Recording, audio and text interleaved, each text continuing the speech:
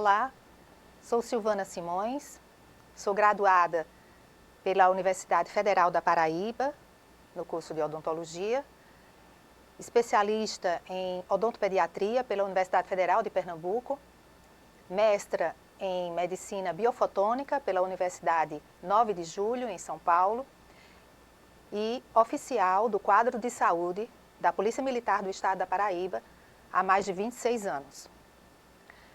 Hoje, nós vamos dar início a uma aula sobre saúde bucal e a saúde mental. Vamos entender um pouco sobre essa relação. Afinal de contas, o estresse emocional, ele pode ser um fator desencadeante de distúrbios patológicos, tanto a nível físico quanto a nível psíquico. E tanto de forma localizada quanto de forma sistêmica. E essa relação com a cavidade bucal, na verdade, não só essa cavidade, mas todo o sistema estomatognático, ele pode ser comprometido diante de uma situação de falta de equilíbrio emocional por algum fator. Nós vamos entender que o sistema estomatognático é um sistema relacionado, responsável pelas funções de deglutição, de fala, de mastigação. E estruturas não só dentárias, mas ósseas, de tecidos moles, de gengiva, de tecidos ligamentares, articulações, glandulares, fazem parte desse sistema estomatognático e podem sofrer, sim, influência, de alguma maneira, da sua fisiologia. Segundo a Organização Mundial da Saúde, a atividade policial é a segunda profissão que mais recebe carga de estresse. Consequentemente, esse profissional sofre consequências na sua saúde e no seu bem-estar, tanto físico quanto mental.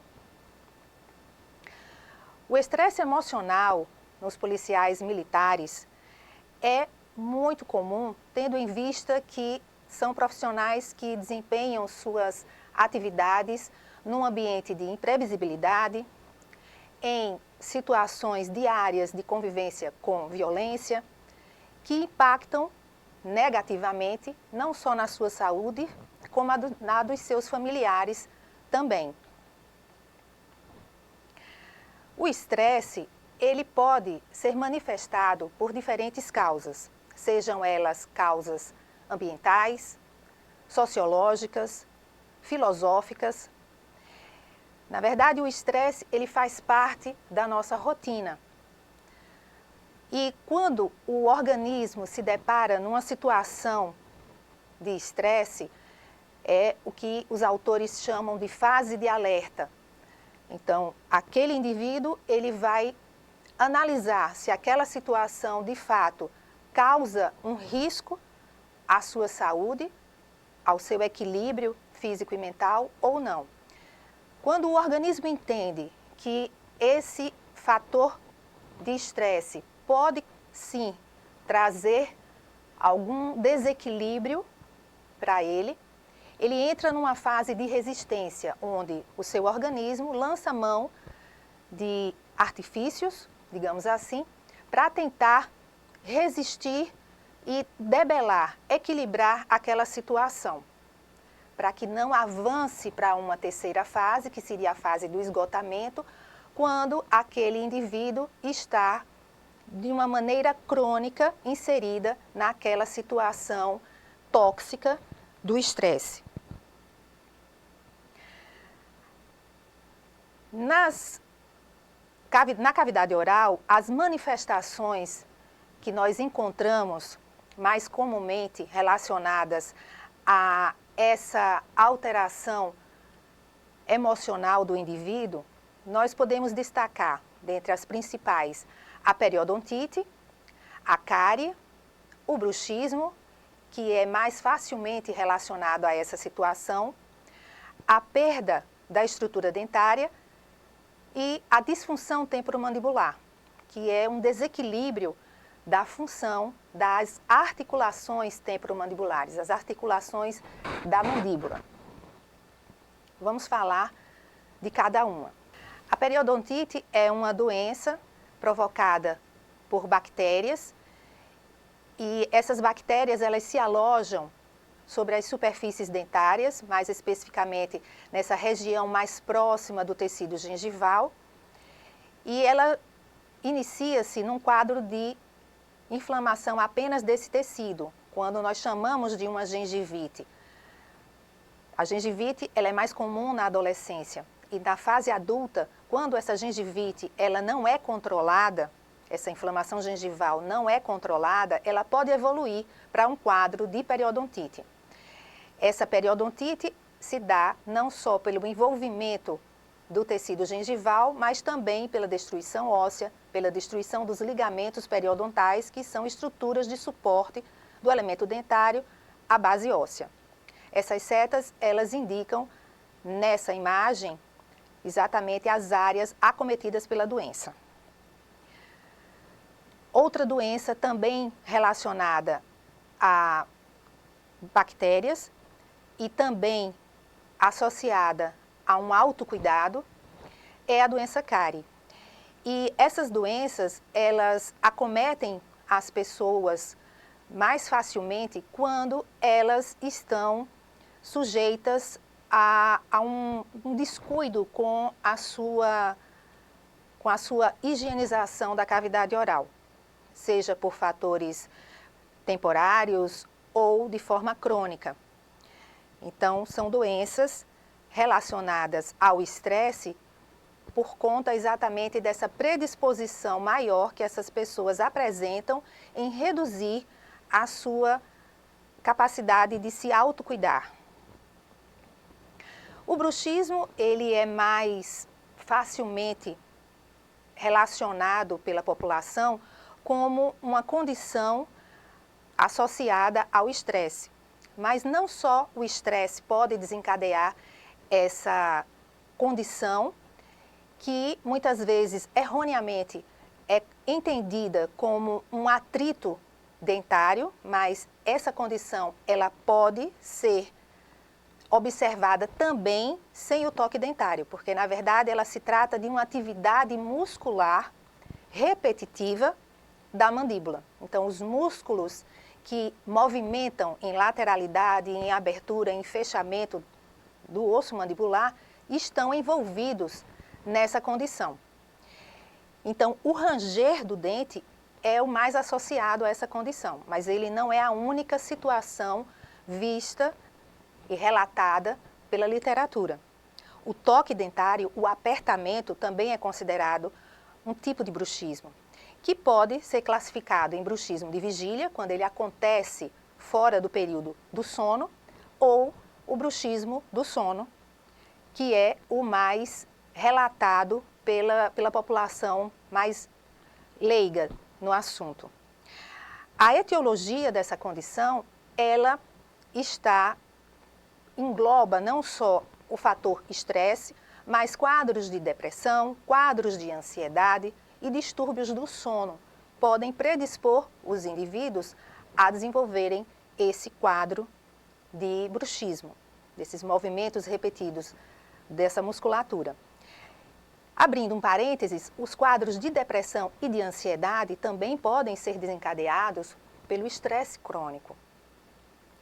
Como terapias para o bruxismo, nós temos terapias manuais, através de exercícios, o uso da acupuntura, de terapias de estimulação do ponto de gatilho, que seriam aqueles pontos onde existe uma sintomatologia dolorosa, porque o bruxismo, ele não só promove desgaste dentário, mas ele também promove uma fadiga muscular, uma hipertrofia dessa musculatura que mais é exigida durante esses movimentos, assim como quadros mais frequentes de dores de cabeça. Dentre outras terapias que podem ser empregadas para o tratamento, para amenizar a sintomatologia desse quadro, temos também terapias com psicólogos, Essas terapias manuais mencionadas são manuseadas, realizadas pela fisioterapia. O profissional, o cirurgião dentista também pode fazer algumas manobras. O uso do laser, da fotobiomodulação, do laser de baixa intensidade, como uma terapia coadjuvante para os quadros dolorosos e limitantes da função da mandíbula, também é bastante utilizado. Existem, inclusive na literatura, relatos de corrigir os níveis de magnésio e de cálcio, pode ser também um fator que contribua para o tratamento do bruxismo do sono. Os sintomas, como já mencionei alguns, além das dores na musculatura, de pescoço, na cabeça, próxima à região de ouvido, promove ou não desgastes dentários. Pode promover alterações na fisiologia das articulações temporomandibulares, as hipertrofias dos músculos mastigatórios, inflamações, não só a nível de musculatura e de articulação, mas também a nível de tecido intraoral, da cavidade intraoral, como também pode promover ruídos das articulações temporomandibulares. Como consequências clínicas do bruxismo, nós temos o desgaste da estrutura dentária, que é o mais relacionado, inclusive pode ser ou não diagnosticado pelo profissional, pelo cirurgião dentista, num quadro de bruxismo. Mas pacientes que apresentam toros, nesse caso toros na mandíbula, ou toros também na maxila, eles têm uma predisposição de apresentarem um aumento desse tecido ósseo quando eles são portadores dessa parafunção. O bruxismo, ele também pode desencadear desgastes nas cervicais das estruturas dentárias. Muitas vezes, ao nos depararmos com situações semelhantes a essa aqui no estágio inicial, mais avançado, e essa no estágio já bem mais avançado das alterações provocadas por essa condição, que traz uma exposição radicular, uma recessão gengival, um afastamento da gengiva, que deveria estar protegendo essa raiz. Ela sofre essa recessão juntamente com perda óssea e exposição dessa raiz, que é naturalmente uma área muito sensível. Então, esses pacientes não é comum, não é difícil, na verdade, de relatarem a sensibilidade desses elementos dentários e que trazem um relato, muitas vezes equivocados, de que essa condição estaria sendo desenvolvida por um excesso de força na hora da sua higienização da cavidade oral. Na verdade, hoje sabemos que trata-se de uma condição relacionada à síndrome do envelhecimento precoce da cavidade bucal, porque ela não tem idade para acontecer. E uma condição dessa é mais comum em pessoas numa idade avançada, mas uma condição de desgaste nas cervicais já é vista em adolescentes, em adultos jovens. Não só esses desgastes, como as trincas nos esmaltes também podem ser um alerta para o profissional, orientar esse indivíduo sobre as possíveis causas dessa situação e investigar o que estaria provocando essa condição.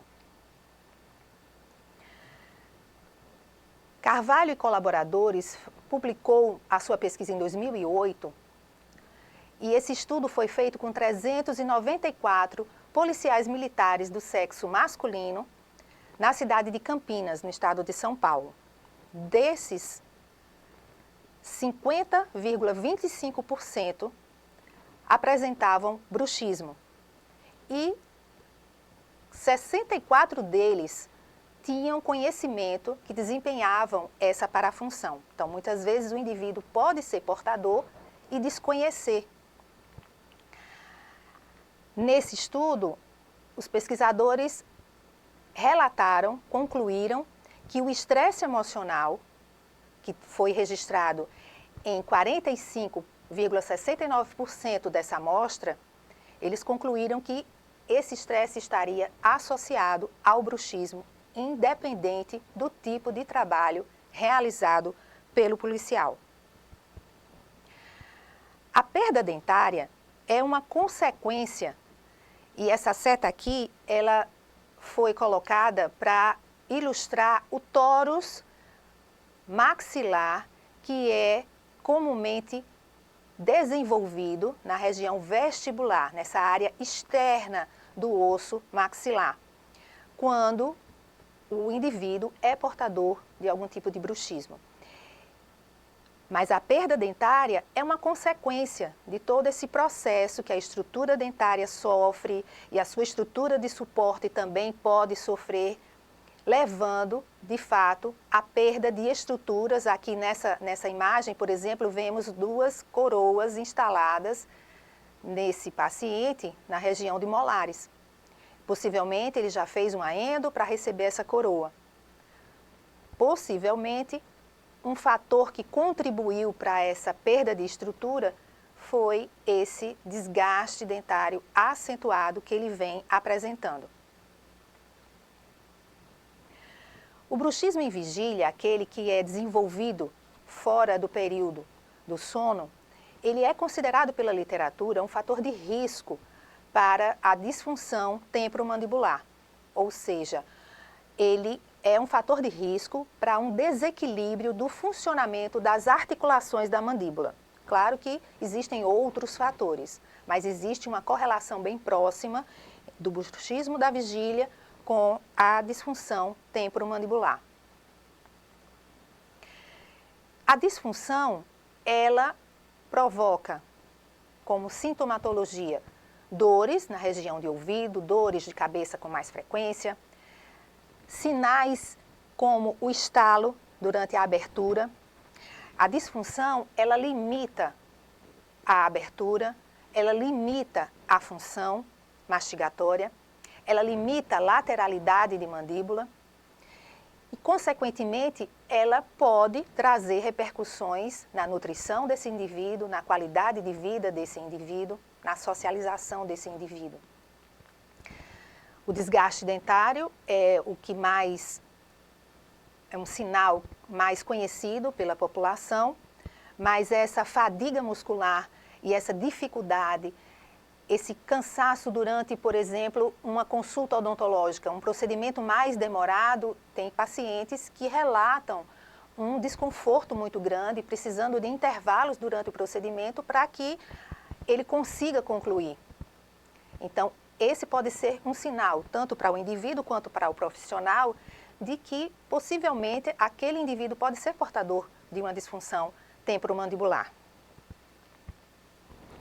A articulação, ela pode ser atingida, comprometida na sua fisiologia por fatores biológicos, tem a questão hereditária, muito forte, mas comportamentais e emocionais, além de fatores cognitivos, ambientais e sociais. Então, vários fatores podem contribuir para uma desarmonia na função das articulações temporomandibulares. Como tratamento, nós temos uma equipe multiprofissional, para alguns casos, sendo necessária a sua intervenção em conjunto. Nós vamos ver mais adiante, o cirurgião dentista, ele pode intervir e deve intervir de maneira a diagnosticar e a conduzir esse tratamento juntamente com outros profissionais. Ele pode lançar mão de artefatos intrabucais para que amenize o desgaste dentário, mas não significa que o uso daquele anteparo, daquele aparelho intraoral, vai ser o tratamento definitivo para essa condição. Até porque nós entendemos, vimos e compreendemos que existem outros fatores envolvidos relacionados com essa parafunção. Então, o fonoaudiólogo pode entrar, participar dessa terapia através de manobras mecânicas, manuais, a odontologia, a fisioterapia, a psicologia e, nos casos mais graves, o cirurgião bucomaxilofacial, ele vai intervir com alguns procedimentos mais invasivos quando, durante essa vida odontológica, esse indivíduo não conseguiu, através das orientações recebidas, amenizar esse quadro, esse desconforto, essas limitações funcionais. A placa para bruxismo, ela precisa ser uma placa rígida para que haja uma proteção e não seja um estímulo a mais para que haja esse movimento involuntário da mandíbula. Alguns indivíduos chegam utilizando placas moles, não rígidas. E essa confecção nesse material menos rígido, para alguns autores, é um facilitador para que haja um movimento ainda mais frequente durante o sono. A placa ela é utilizada para proteção da estrutura dentária, evitando o desgaste da estrutura dentária e, consequentemente, perda da dimensão vertical dessa oclusão. E não deve ser confundida com um tratamento definitivo para os casos de bruxismo. A terapia manual, como mencionada, ela tanto pode ser realizada pelo fisioterapeuta, como também o cirurgião dentista pode lançar mão de aparelhos de ultrassom, da fotobiomodulação, para fazer também um relaxamento, aumentar a circulação dessa musculatura e promover esse relaxamento, promover um conforto maior, reduzindo a sintomatologia dolorosa relatada pelos indivíduos portadores dessa parafunção. Outras imagens das terapias que podem ser desenvolvidas.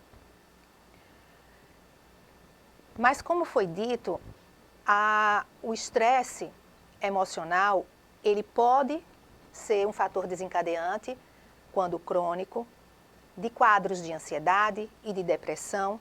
E esses quadros, eles podem estar associados a outras manifestações que acometem a cavidade oral, como a síndrome da boca ardente, que é mais comum em mulheres pós-período de menopausa e que não tem um fator etiológico conhecido, é de origem idiopática.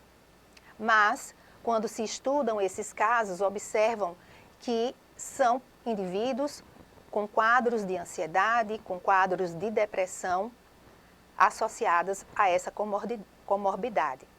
Então, é uma sintomatologia que o indivíduo caracteriza como uma queimação da cavidade, na mucosa da cavidade oral, é uma condição crônica, persistente. O líquen plano oral é outra patologia de origem inflamatória crônica da mucosa oral, que também não tem uma etiologia bem conhecida, mas os estudos trazem como fatores de ansiedade, depressão e estresse. Ansiedade, depressão e estresse como condições frequentes observadas nos casos estudados. Então, são pacientes que precisam não só do acompanhamento do cirurgião dentista, como também do psicólogo. Aqui nós temos imagens clínicas da condição acometendo a mucosa jugal, do lado direito do paciente, do lado esquerdo do paciente, como também lesões em dorso de língua, bordas laterais e dorso de língua. São áreas que não se descamam quando friccionadas, causam desconforto também. Medicamentos utilizados para tratamentos psicóticos, eles podem interferir no fluxo salivar. Alguns aumentam o fluxo, outros reduzem, causando situações, casos de xerostomia, que é essa redução do fluxo salivar. Sabendo-se que a saliva é um fluido que protege não só a mucosa oral, como também as estruturas dentárias, facilitando a sua remineralização e desmineralização durante a nossa mastigação, a nossa alimentação. Acontece sempre essa troca iônica com o esmalte dentário. Então, na presença da xerostomia, todas essas estruturas ficam mais vulneráveis a fatores agressivos, a fatores que podem provocar alterações e podem trazer consequências negativas de sintomatologias, de desgastes dessas estruturas, sintomatologias dolorosas nessas estruturas, de hipersensibilidade, por exemplo. Essa pesquisa publicada esse ano trouxe que a redução da vitamina D, como ela está associada à homeostase do cálcio, a sua redução, ela predispõe a um aumento dos quadros de demência, dos quadros de esquizofrenia, de ansiedade, de depressão e de distúrbios do sono. Além de também ter relatos relacionando a um aumento do distúrbio na articulação e de bruxismo. Nessa revisão sistemática também publicada agora em 2025, os autores sugerem uma associação significativa entre a disbiose, ou seja, a falta de equilíbrio da microbiota oral, e quadros de depressão, que trata-se de um transtorno mental com distúrbios somáticos e cognitivos, cujo humor predominantemente apresenta-se triste ou irritável, podendo atingir qualquer idade. Quais seriam as estratégias, afinal de contas, para essas situações onde o estresse, que nós sabemos que faz parte da nossa fisiologia, faz parte da nossa rotina, o que poderíamos fazer para que esses fatores não comprometessem o nosso bem-estar, a nossa saúde física e mental? Então, aqui vão algumas sugestões que os trabalhos sugerem para que nós possamos amenizar essas consequências negativas. Micropassos são chamados pelos autores como aquelas pequenas mudanças na rotina, que para alguns pode ser pequena, pode não ter muito significado, mas que quando colocada em prática, o indivíduo percebe mudanças comportamentais. Exemplo: procurar resolver as questões, os assuntos do trabalho naquele período do trabalho. Tentar não levar para casa as soluções, as demandas do trabalho. Uma sugestão seria ter acesso até determinado horário, por exemplo, do celular, do grupo de trabalho do WhatsApp. É uma sugestão. Parece pequena, mas vai trazer uma melhora, inclusive, na qualidade do sono desse indivíduo, porque vai haver menos estímulo da luz azul, que compromete a liberação da melatonina, que compromete a qualidade desse descanso tão importante para o cérebro, que é o momento em que ele faz uma varredura, uma limpeza fisiológica, para que nós possamos memorizar aquilo que foi aprendido durante o dia e nos dar mais energia, menos irritabilidade no dia seguinte, mais foco. Atividades físicas sempre são relatadas nos trabalhos e devem ser entendidas como parte do tratamento, não só para os casos do bruxismo, mas para uma melhor qualidade de vida geral para esse indivíduo, não só psiquicamente como fisicamente. Ela precisa ter uma frequência, afinal de contas, serão liberados neurotransmissores que trazem prazer, bem-estar, a dopamina, a serotonina. E vai reduzir a liberação daquele neurotransmissor que dá a sensação de estresse. Então, acompanhamentos regulares, não só médicos como odontológicos, também faz toda a diferença.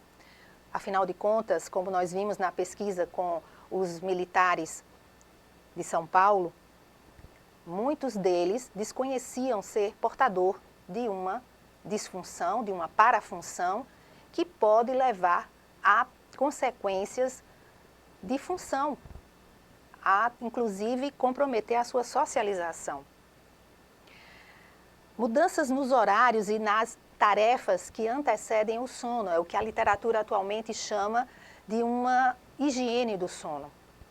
Diminuir o ritmo, desacelerar 1 hora antes, 2 horas antes do período e ter uma rotina, nem sempre fácil para os policiais, mas é importante que se mencione sobre isso para que se busque essa qualidade de sono tão atualmente comentada nos trabalhos mais recentes sobre as repercussões negativas que uma noite de sono comprometida traz de forma geral, sistêmica, tanto a nível física quanto a nível mental. Aqui são imagens reforçando o que a literatura nos traz, sugerindo como minimizar o estresse diário. Nós não podemos eliminar totalmente o estresse da nossa rotina, mas podemos aprender a conviver com ele. E quando nós não conseguirmos conviver com essas situações estressantes, que nós possamos contar com profissionais para nos dar esse suporte.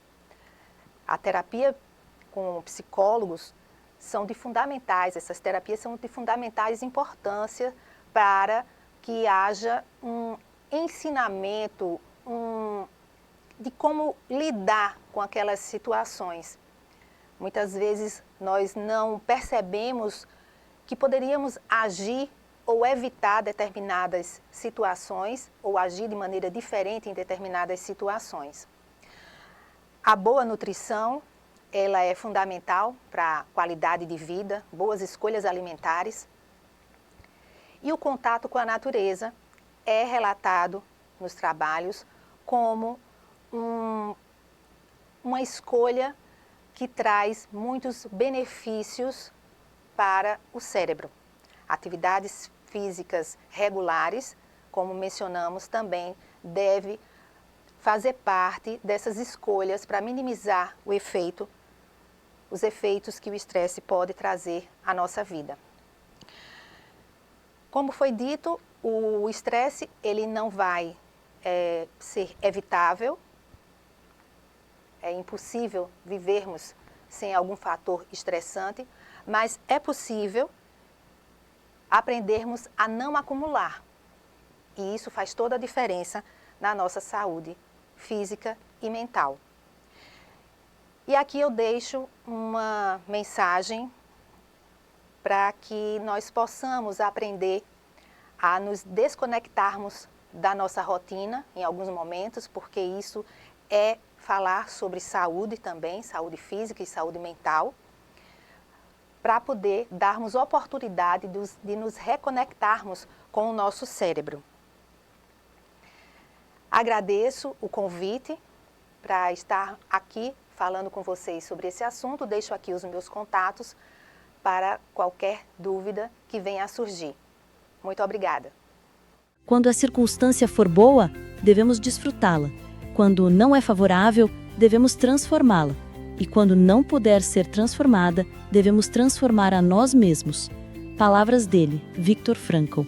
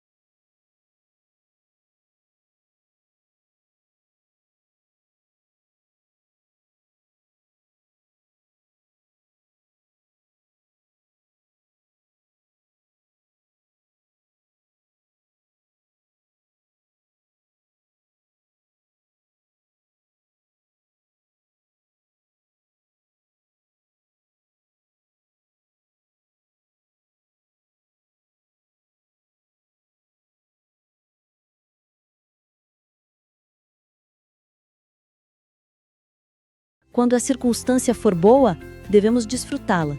Quando não é favorável, devemos transformá-la. E quando não puder ser transformada, devemos transformar a nós mesmos. Palavras dele, Viktor Frankl.